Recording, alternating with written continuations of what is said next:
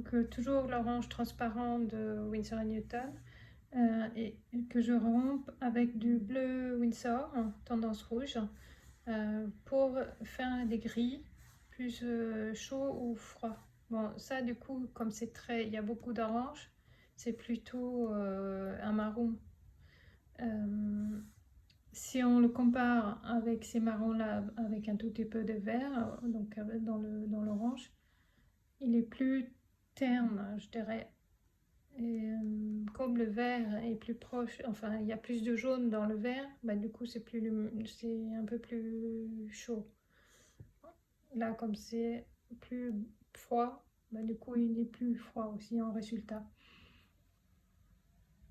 Voilà, plus je mets de bleu, là c'est assez neutre.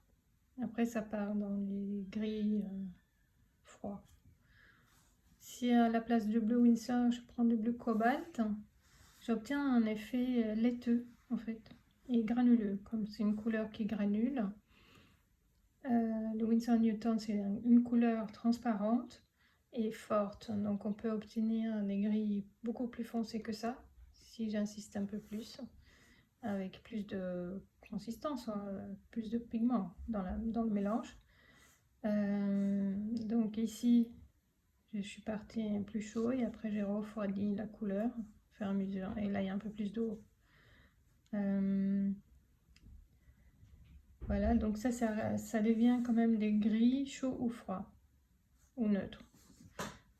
Si je prends un bleu comme le Prusse ou un bleu verdâtre, quoi, un bleu Winsor tendance verte ou plus turquoise, bah, j'obtiens des gris aussi, mais plus ça part vite dans le vert, plus que les autres, ça fait vraiment des gris.